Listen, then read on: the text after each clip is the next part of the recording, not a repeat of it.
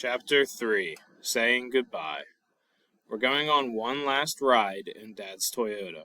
Later this evening, somebody will come pick up the car and drive it away.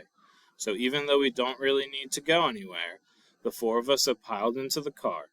Dad is driving, Mom is in the passenger seat acting as DJ, skipping all the songs Ray and I actually like. Ray is behind Dad, I'm behind Mom. Where are we going? Ray asks. Just a Sunday drive, Dad says. We ride along the Columbia River, and I start the car games we always play on family road trips. I point to a cluster of clouds. That looks like a person running. See the two legs? And that looks like a smiling face, Ray says. We go on finding cloud pictures, and then we start counting trees. But there are so many, we get tired of that. And so we decide to play my favorite game. Whenever we see a license plate that is not an Oregon plate, we tag each other. If I get tagged the most, I'll have to do a chore that Ray gets to pick. So I really try hard to do most of the tagging. California, I yell, and right after, Washington. Not so loud, Mom says. Then Ray tags me, hard. Arizona, there's one from Arizona. Okay, tag, not hit, I remind him. We both call out another Washington plate at the same time. I saw it first, Ray says. Did not. Yes, I did. It was a tie. No, I saw it first, and I tagged you first. Dad looks at us through the rearview mirror. If you're going to bicker, you'll have to stop playing.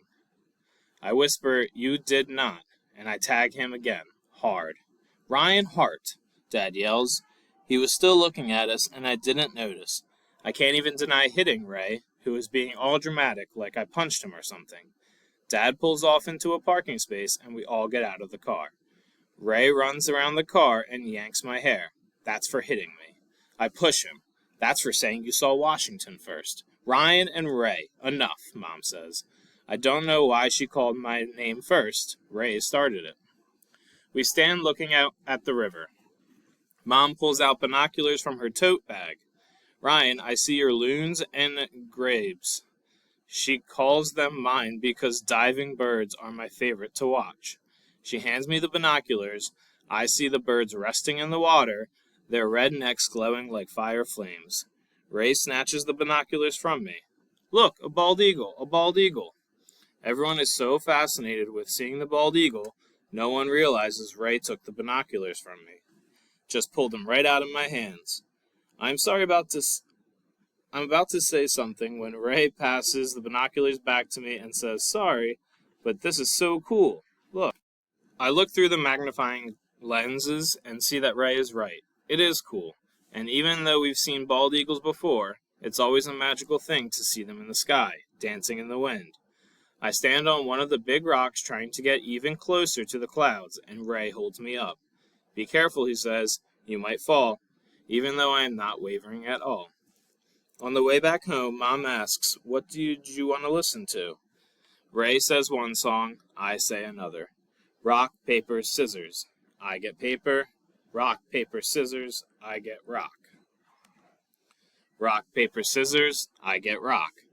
Even though I win, I choose the song Ray wants to listen to. I just wanted to be the one to decide. We ride home listening to one of our favorite songs, singing along, even doing all the extra ad-libs. When we get home, Dad parks the car on the street, not in the driveway like he usually does. Everyone gets out except me. For some reason, I just want to sit here.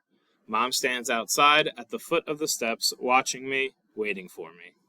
Maybe she is thinking that she is looking at this car one last time. Maybe she is remembering all the road trips to Seaside Beach, or riding around and around the parking lot at the zoo because no matter what time we go, there is never a place to park. Maybe she remembers the time she let us eat McDonald's in the car, and we're never allowed to eat in the car, because everyone knows that the cold French fries are the worst thing ever. Maybe she is thinking about how I'd store my books in the pocket in the back seat of the passenger side, how she'd always say, pull out a book, whenever I said I was bored, or if we were stuck in traffic and had to wait a long while. Maybe she is thinking about all the times I fell asleep on the way home from a place that wore me out so much that Dad had to carry me inside, tuck me in. I take a deep breath, take in the smell of vanilla, the scent Dad always gets for air freshener, candles, and incense. I get out of the car, close the door, and walk into the house with Mom. I know the car is not a person, but when we get to the door, I turn around anyway and wave goodbye.